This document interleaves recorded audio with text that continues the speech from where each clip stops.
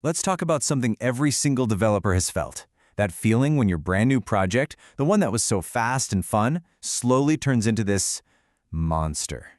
Why does that happen? Why do our projects always seem to slow down and get so hard to change? Well, the answer might be in a concept called clean architecture from Robert C. Martin. We're going to break down what it is and why it matters. So let's just start with the big question, the one that keeps us up at night. You start a project, you're flying, features are just pouring out, it feels amazing. But then, give it a year, give it 2 years. Suddenly, even the tiniest little change feels like you're trying to move a mountain. How do we get to that point? Every single time.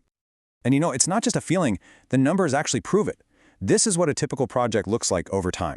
You see the company throwing more and more people at the problem, hiring more developers, but the output, the actual new stuff getting built, it just flatlines. The team is getting bigger, but the productivity is stuck in neutral. And here's where it really starts to hurt the business. While that productivity stalls, look what happens to the cost for every single new line of code. It just skyrockets. It becomes exponentially more expensive to do anything.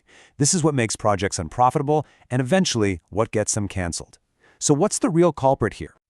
Well, it usually starts with an idea. A really convincing, really tempting idea that honestly feels right in the moment. It's a lie, but it's a lie we all tell ourselves. And there it is. I'm sure every single one of us has either said this or heard it. It's the rally cry for rushing, for cutting corners, for just making a mess because we're convinced it's the fastest way to get our product out the door. We'll just come back and fix it later, right? But here is the central, mind-bending truth that clean architecture is all about.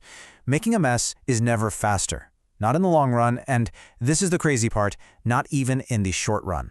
Being clean and organized lets you move fast and with confidence from the very beginning, and it keeps you moving fast. So, if that's the case, how do we actually stay clean? The secret sauce, the whole key to this thing, is learning how to separate two very different kinds of code, what your system is versus what your system uses. So think of it like this. On one side, you have your policy. This is the good stuff. These are the business rules, the procedures, the logic that actually makes or saves money for the company. This is your core value. And then on the other side, you have the details. These are just the tools you happen to be using right now to get the job done. The database, the web framework, the UI. The whole point of clean architecture is that your core value, your policy, should have no idea that those details even exist. They should be completely separate. Now, to pull that off, to keep that separation pure, there's really just one single, powerful rule that you have to follow. It's the foundation for this entire way of thinking. And this is it. It's called the dependency rule. I want you to picture your software like a target, with a bullseye in the middle and rings around it. The rule is simple.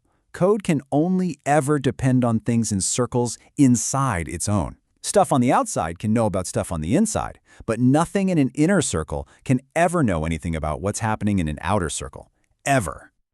So let's build this out. Right there in the center, in the bullseye, you've got your entities. These are your most core, high-level business rules. A loan object that knows how to calculate interest, for example.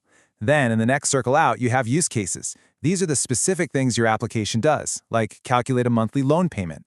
And see that arrow? The use case depends on the entity, but that core loan entity has absolutely no idea that some calculate payment use case even exists. Okay, let's zoom out and see the whole picture. As we move outward, we get to the details. The interface adapters layer is where you might have things that prepare data for the database or the UI. And then, way out on the edge, the most volatile layer is frameworks and drivers. This is where your actual database lives, your web server, all the concrete tools. Notice how all the arrows point inward.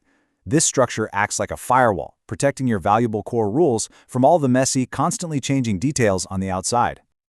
All right, so this is where it starts to get a little radical for some folks, because the philosophy of clean architecture has some surprising opinions about what actually counts as a detail that needs to be pushed all the way to the outer edge. First step, your database. Yes, the whole thing. It is just a detail. It's a glorified file cabinet for your data. Your core business rules shouldn't care if that data lives in a fancy MySQL cluster or a simple text file. It's just a mechanism. And get this, the web? Also a detail. It's nothing more than an input/output device. It's a delivery mechanism. It's not your application. Your application is the core rules at the center, and you should be able to run and test that core without ever firing up a web browser.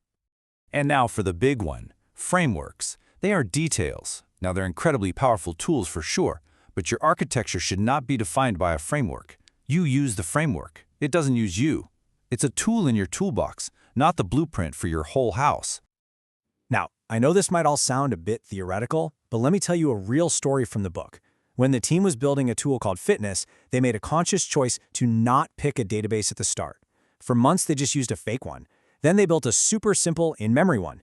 They actually shipped the product 18 months later using a basic file system. And the best part? When a customer finally asked for MySQL support, it took a developer just 1 day to add it. That's the power of this. The architecture made it easy. So when you do all this, when you follow the dependency rule and you push your details out to the edge, what's the goal? What should you end up with? What should a good architecture actually feel like when you look at it?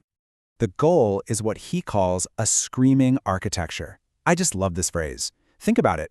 When you look at the blueprints for a house, you don't see drywall and wiring diagrams first. You see a kitchen, bedrooms, a living room. The plans scream house. Your software architecture should do the same thing.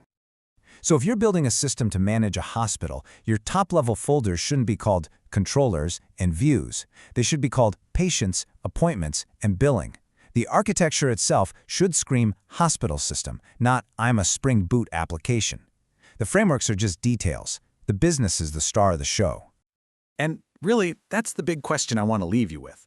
Go look at one of your own projects right now. Open up that root directory and just look at the folder names. What does it scream at you? Does it scream about the problem you're solving for your users? Or does it just scream the names of the tools you used? Because in the end, this whole thing boils down to one powerful idea. That whole move fast and break things mentality, it's a trap. What clean architecture teaches us is that doing things well, with discipline and craftsmanship, isn't the slow way. It's the only way to go fast and to stay fast.